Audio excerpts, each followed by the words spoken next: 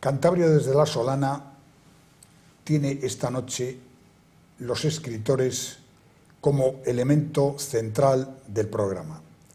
Y está con nosotros aquí esta noche en Popular Televisión Juan Quevedo, un escritor cántabro, nacido en México, pero cántabro, que ha vivido toda su vida aquí en Cantabria, que es farmacéutico de profesión. Si no me equivoco, tiene una farmacia en Herrerías. Exacto, en Huelva. Y que ya ha publicado con éxito una novela basada en la historia, pero en la historia reciente, Ana en el mes de julio, y que está a punto de publicar una nueva obra titulada Querida Princesa. Muy buenas noches. Muy buenas noches. Ana en el mes de julio es una novela ya publicada, tiene ya un cierto recorrido en las librerías. ¿Cómo ha ido esa obra? ¿Qué sensación tiene después de no solamente el proceso de creación, sino el proceso de edición, de venta y de promoción? Pues la verdad es que estoy muy satisfecho con todo el proceso que ha habido con la novela. Al ser mi primera novela, pues es un poco incierto, ¿no?, todo lo que me pueda suceder, pero la verdad es que no he tenido más que satisfacciones. En un principio la presenté en Santander, en el Palacio Festivales, y luego ya tuve que hacer, la verdad es que fue muy bien, la editorial enseguida me propuso hacer una gira por Galicia, estuve presentándola en Vigo, ahí estuve, escribí algún artículo para el Faro en aquel momento, la presenté en Santiago, en Cangas de Morrazo, y luego ya como también la presenté en Madrid, como es lógico, y ya un poco lo que es el recorrido de la novela acabó en la Feria del Libro de este año, cuando ya fui a firmar a Madrid, allí a la caseta de la editorial, que además me ocurrió una cosa muy curiosa, que me pusieron a firmar con Luis Eduardo Aute, que es uno de mis ídolos de juventud, ¿no?, de aquella época. Recuerdo claro, tanto sus canciones, recuerdo gran compositor sobre todo y gran cantante también. Exacto, recuerdo una exposición que hizo aquí de pintura hace ya pintor, años en efecto, sí, en la biblioteca, en la Menéndez Pelayo, y francamente me encantó también. Y luego estuve también firmando en la misma caseta con Munarriz, con Miguel, con el poeta, y en fin, todo, la verdad es que no han sido más que satisfacciones. La editorial ha quedado satisfecha, me propuso casi de inmediato a ver si me animaba con una novela más, y nada, me puse a la labor. Esta vez he hecho una novela absolutamente distinta a la anterior, pero todo la verdad es que no tengo más que buenas palabras, y sobre todo me encuentro pues muy satisfecho. Sí, porque esta novela de la que estamos hablando, Ana en el mes de julio, está ambientada en la transición española, una novela histórica, pero de la historia muy reciente de España. ¿Por qué esa atracción por ese periodo de la transición? Pues yo creo que es casi es generacional para los que, bueno, para varias generaciones. Realmente para los que nos tocó, yo tenía 16 años cuando aquello, y inmediatamente me fui a estudiar a Santiago a los 17. Entonces vivimos toda aquella etapa del paso a la democracia. Yo recuerdo que todavía no pude votar porque no tenía la edad en aquel referéndum primero que hubo en junio por la reforma política. Y no sé, yo creo que también va asociado un poco a la idea de la juventud, de los años en Santiago, y luego es una novela también que, aparte de afrontar el periodo histórico, solo se desarrolla en 6 días, y hago coincidir el arranque de la novela en el día en que Suárez da su primer discurso por televisión, que yo creo que usted lo recordará también, como todos los de lo que lo vivimos, cómo aparece acostumbrados a esos políticos adustos, embarados, ¿no?, y de repente él aparece en el salón de su casa, en mangas de camisa, y luego, aparte del lenguaje estético, el lenguaje oral, ¿no?, que rompía completamente con su discurso, eso, todo lo que habíamos oído hasta entonces, eso de que quería hacer normal en la vida política del país lo que ya era normal a nivel de calle. Bueno, pues todo eso fue calando, yo creo, en todos los que nos tocó vivir aquellos años, y entonces yo en la novela quise establecer un paralelismo entre esa transición política y luego la transición que hubo en la sociedad también. Y entonces aquí me centro yo en una comisaría de Santander, exactamente la que había, que la recordaremos todos, yo creo, por aquellas colas para el DNI que daban la vuelta. ¿En la Plaza Porticada? Exactamente.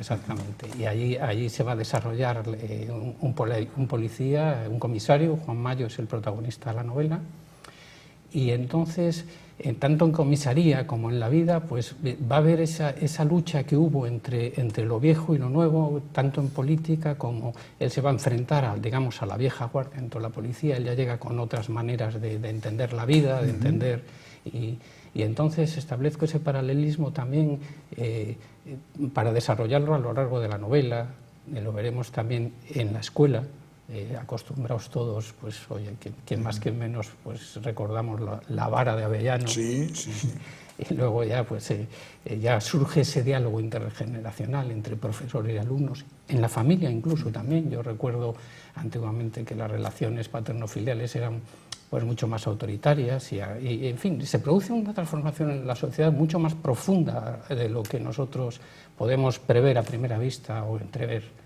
Y luego ya viene en la novela la parte pues un poco más de novela negra y un poco más sórdida, que Ana es una chica de apenas que cae en la droga, como cayeron tantos, a veces chicos muy brillantes, que yo creo que todos conocimos en la época, pero bueno, porque eran muy jóvenes, porque estábamos muy desinformados, por lo que fuera, pues cayeron en esa lacra, ¿no?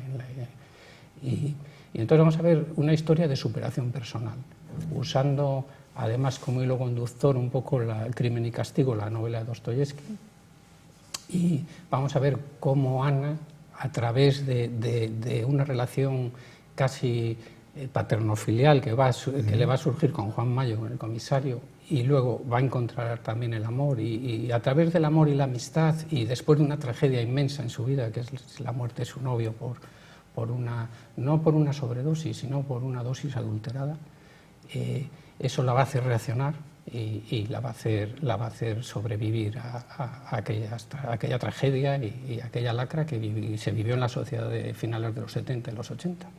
Bueno, usted es farmacéutico, novelista. ¿Por qué novelista? No parece que de una carrera de ciencias derivarse a las letras. En principio ahí hay un gap que no sé cómo resolvió. Pues sí, tienes razón. Yo siempre me encantó la literatura desde niño y he sido un gran lector toda mi vida. A pesar de que he escrito mucho, he sido más lector que escritor. Y empecé, pues como empezábamos muchos chavales, por lo menos en mi generación, o muchos o algunos, con 15, 16 años, pues escribiendo pequeños poemas. Sobre todo mi gran pasión es la poesía, bueno, y la literatura y el arte en general, pero la poesía en particular. Y bueno, pues escribiendo algún poema de amor en algún momento dado, de estos de adolescentes, sin mayor trascendencia, pero luego poco a poco pues ahí me he ido animando y ya había escrito yo, previas a la publicada y a la que voy a publicar, otras 2 novelas y algunas memorias, cosas, pero nunca me había preocupado tampoco de... Yo vivo en Bielva, allí retirado un poco, como pues para mí como la Torre de Juan Abad de Quevedo, ¿no? Allí un poquitín con pocos pero doctos libros. Y bueno, allí he ido haciendo mi trabajo, y con la novela anterior, pues mi hermana dijo, pues oye, yo la voy a mandar a una editorial, me ha gustado mucho, tal. También es verdad que es la primera novela que escribí pensando en el lector. Y dejé un poco arrinconado mi yo de escritor y la escribí, vamos, sin traicionarme, por supuesto, pero la escribí ya pensando en el lector. Y bueno, y la editorial inmediatamente no, bueno, pero en poco tiempo contactó conmigo, que estaban muy interesados en publicarla, y claro, yo de repente me vi en un mare magnum que la verdad ha sido pues muy satisfactorio y del que estoy encantado, que duda cabe. Bueno, esta novela ya publicada, esta novela de Ana en el mes de julio, se desarrolla durante la transición, como usted bien ha dicho, en un periodo de tiempo muy corto, en el que se condensa un poco todo lo que sucede en la transición, o se refleja bien. Además de su vivencia personal, ¿qué documentación ha buscado? ¿Cómo ha documentado la obra? Sí, bueno, pues en aquellos años aparte de lo que es mi memoria personal, de alguna entrevista que he realizado con gente que todavía, pues por desgracia, está enganchada, pues luego he estado pues un poco mirando a los historiadores ingleses, a Payne, a Preston, en fin, a un poco los que son un poco referencia, Raymond Carr, por supuesto, en fin. Y luego nada, realmente me he documentado en muchos periódicos, como siempre, siempre tienes que acudir es un poco lo que refleja con más cotidianidad la historia reciente, sobre todo, ¿no? Porque todavía no han pasado los años suficientes, por eso prefiero acudir casi siempre cuando es así a historiadores extranjeros, ¿no? Todavía no han pasado los años suficientes, yo creo, para verlo con una relativa objetividad. Y bueno, tras documentarme con eso, pues ya es idear un poco la trama ficticia, y además pues la he querido impregnar casi hago una ruta musical, una ruta cinematográfica y otra literaria a través de la novela. He aprovechado para centrarme en tres cosas que a mí me encantan, que es música, literatura y cine. Bueno, estamos hablando de la novela que ya está publicada, que ya ha pasado por las librerías, que ya se ha vendido, pero hay otra a punto de publicarse, titulada Querida Princesa, que se presentará muy próximamente en el Ateneo y más tarde en Madrid y después en la Feria del Libro de Madrid. ¿De qué va esto de Querida Princesa? Pues aquí doy un giro completo. No tiene absolutamente nada que ver con la novela anterior, que hay mucho de mí mismo, porque no era una novela, pues como te he comentado, generacional y muy rápida, también parecía casi un guión cinematográfico con su banda musical. Esta es una novela histórica, la centro en el siglo XIX, y yo no sé si es por proximidad o porque yo me encuentro más cómodo escribiendo como escritor, pues la he centrado en dos de los... Hay tres escenarios fundamentales, pero dos son de esta tierra. Y los tres escenarios son el Madrid del romanticismo. Allí, en ese Madrid, pues además de ver desfilar a la realeza, veremos ver a Fernando Muñoz, el Fernando VIII, como le llamaban, ¿no? El marido de María Cristina, que llenó Madrid de gente de su pueblo, de Tarancón.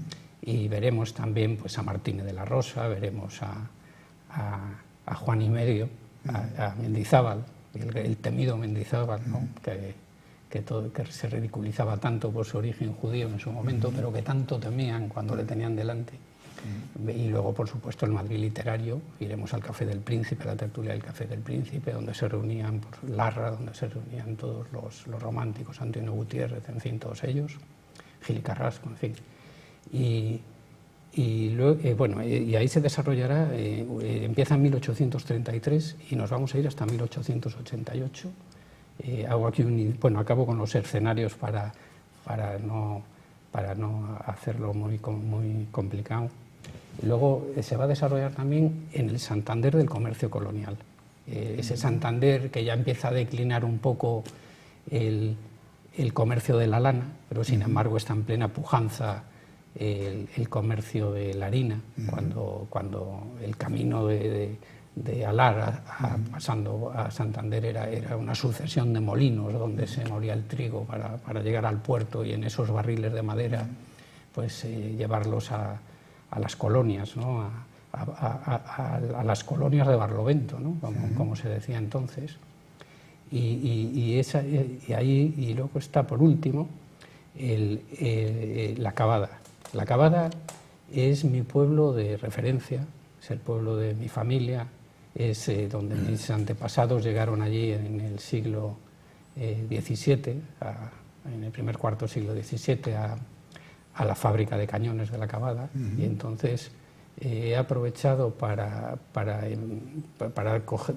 cogerlo como residencia de verano y como una industria más dentro de este entramado. La fábrica textil que se abre una vez que se desmantela la fábrica de cañones, la compra en su momento Juan de la Pedraja, que fue alcalde de Santander en su momento y fue el tesorero cuando se hizo el teatro que había en Arcillero, el teatro principal, él fue el tesorero y uno de los grandes que le compraron el terreno a los Escalante, uno de los artífices de que de Santander tuviera un teatro ya acorde a esa sociedad nueva que empezaba, cuando Santander tendría ya por aquellos años pues unos 50.000 habitantes, no, 30.000 probablemente menos, pero bueno, era todavía una ciudad que ya se merecía algo más. Y en esos 3 escenarios pues vamos a ver transcurrir a una familia burguesa, de la burguesía santanderina. El único personaje así un poco real es este Juan de la Pedraja, que aprovecho, le llamo de otra manera, pero bueno, es en el que me he basado un poco para acoger a esta familia. Y a través de 3 generaciones distintas, pues vamos a vivir un poco todo el acontecer de este siglo XIX de alguna manera. Bueno, escritor. Los escritores, en su inmensa mayoría, antes de ponerse a escribir, han leído mucho, han bebido de muchas fuentes. ¿Cuáles son sus lecturas favoritas, sus escritores favoritos? Bueno, pues al margen, para esta novela, por supuesto, he tenido que leer biografías de todo el mundo, de Narváez, O'Donnell, Isabel II, Amadeo de Saboya, Larra, el de Larra, y luego aparte documentarme parcialmente en muchos libros de historia. Pero bueno, voy ahora ya al aspecto literario. Bueno, pues yo soy un gran lector de clásicos, ¿no? Y para eso, si alguien siempre me remito al libro de Italo Calvino de por qué leer a los clásicos. Yo creo que siempre es una fuente a la que hay que acudir y además te sirve de renovación. Y yo digo lo que han dicho tantos, ¿no? Que de no haber escrito Cervantes el Quijote, mi escritor favorito sería Quevedo. Quevedo, que no tiene nada que ver conmigo, por supuesto, ni lo pretendo, eso faltaba. Y bueno, en el siglo de oro la verdad es que elegir es muy difícil, pero desde luego Lope es un gran escritor de la época, Lope, Quevedo, Calderón. Y luego ya si nos vamos al siglo XX, y ya me centro un poco más en la poesía, pues toda la generación del 27, podemos aquí Gerardo Diego, por ejemplo. Y luego soy un gran amante de la poesía que ha surgido a raíz de la poesía de la experiencia, con Jaime Gil de Viedma. Y hoy en día, pues si tuviera que elegir un poeta, me quedaría con Joan Margarit. Sin duda para mí es el poeta vivo más importante que hay. Y vamos, leo todos sus libros con avidez y cada vez que está a punto de publicar algo, pues me encanta, ¿no? Y luego ya si nos ponemos si yo tuve, por ejemplo, Vargas Llosa, hace poco, los 9 libros que nunca deberías de perderte antes de morir, ¿no? Y recuerdo que uno de ellos, que es el de Joseph Conrad, El corazón de las tinieblas, que hizo Apocalipsis Now, Coppola, ¿no? En la que se basó realmente. Y bueno, ese podría ser uno de ellos. Siempre me ha gustado mucho lo han traducido Elogio de la locura, Elogio de la estulticia, Elogio de la necedad, de Erasmo de Rotterdam, es otro de mis libros favoritos. Es que ahora diría esto, en otro momento a esta misma pregunta probablemente contestaría otros distintos, ¿no? Porque es un poco según te vaya surgiendo. Pero bueno, yo creo que son libros que a todos nos gustan, ¿no? Por supuesto. Ha citado usted a Larra, que aparece, creo, en esta novela que se va a presentar dentro de muy poco tiempo, esta novela titulada Querida Princesa, y que va a estar en la Feria del Libro y en Santander se presentará en el Ateneo. Pero Larra decía aquello tan famoso de que en España escribir es llorar, en referencia al poco aprecio tanto social como económico que tenían y que a lo mejor siguen teniendo los escritores. ¿Cómo es ahora escribir en España? ¿También es llorar o esto ha mejorado? Pues no, yo creo que salvo los grandes escritores, que escribir sigue siendo llorar. Otra cosa es que todos nos tenemos que buscar la vida, la mayoría por otros caminos, y escribir en España sigue siendo llorar. Y eso lo dijo Larra, que curiosamente es el escritor mejor pagado que hubo en su época, pero además con mucha diferencia, porque murió solo con 27 años, es algo asombroso, ¿no? Y la gente esperaba sus artículos y justo el día de su muerte acababan de ofrecerle un contrato pues que hoy en día llamaríamos millonario. Pero sí, escribir en ese sentido sigue siendo llorar, salvo para los grandes. Pero con el contrato millonario en la mano, ¿se suicidó? Se suicidó. Ahí no sé si unos dicen que se suicidó porque no podía con esta España, otros dicen que por el desamor con Dolores Armijo. Bueno, vamos a dejarlo en una mezcla de las dos cosas. Él era un afrancesado, y tenía una visión, y luego, sin embargo, en sus escritos no era un romántico como el resto de los románticos, ¿no? Pero le tocó un siglo en que, bueno, tomaban esa opción los jóvenes que se desenamoraban, ¿no? un tanto drástica, ¿no? En esos años optaron por el suicidio 6.000 jóvenes, más de 6.000 jóvenes, ni más ni menos, que es curioso. Una epidemia. Fue una moda, sí, efectivamente, tiene usted razón. Pero no deja de ser asombroso, ¿no? Que hasta qué punto pues puede haber una onda expansiva de esa manera que se extienda entre la juventud en aquellos años, además en que no había medios para llegar con la facilidad de hoy en día, y sin embargo sí fue una epidemia, sí es cierto. Bueno, Querida Princesa es un libro terminado en la imprenta, a punto de salir a la venta, de presentarse. El siguiente, ¿en qué se trabaja ahora? Pues estoy trabajando en un libro de poesía que además quiero ilustrarle con dibujos míos, pero bueno, eso ahora ahora lo voy a posponer un tiempo, ya está perfilado, porque me esperará también por lo menos hasta finales de verano pues una vida un poco ajetreada, yendo y viniendo. Pero bueno, que para mí es un placer absoluto, para que no nos vamos a engañar, porque he descubierto esto, que yo al principio me atemorizaba un poco cuando me metí en este asunto, pero al final pues la verdad es que ha sido una satisfacción enorme. Bueno, es que ahora el escritor está prácticamente obligado a presentar su obra en diferentes foros, en medios de comunicación como aquí ahora, en foros académicos, en foros literarios, porque es la manera también de que la gente conozca que existe ese libro, porque hay algo que sí me gustaría preguntarle. Cada semana hay muchas novedades en las librerías y parece que el último libro está tapando al anterior cuando todavía no ha dado tiempo casi ni a comprarle, leerle y consumirle. Exactamente, sí, tienen una vida muy corta y más sobre todo los escritores que empezamos y que aspiramos a llegar a un público. Pues yo siempre digo lo mismo, yo busco lectores. A mí vender el libro, pues realmente yo no lo hago por eso, y lo que te puedes conseguir por derechos de autor tampoco es gran cosa. Y yo lo que busco en realidad son lectores. Y bueno, y las librerías buscan compradores. Si se conjuga, en realidad remamos en la misma dirección todos. Si se conjugan las dos cosas, pues miel sobre hojuelas, desde luego.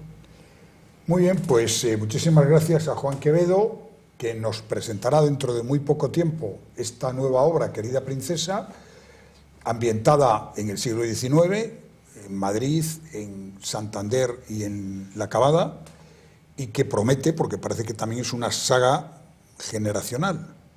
Pues sí, así eso es exactamente lo que usted dice, sí. Nos vamos a...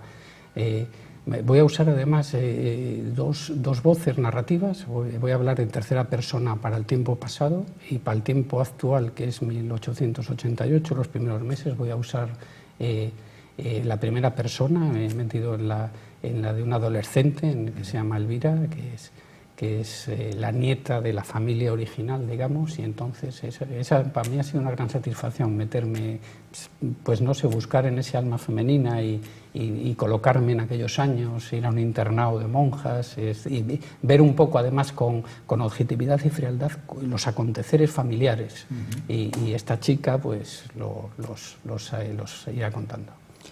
Pues muchísimas gracias a Juan Quevedo y muy buenas noches por esta conversación en Popular Televisión. Muy buenas noches.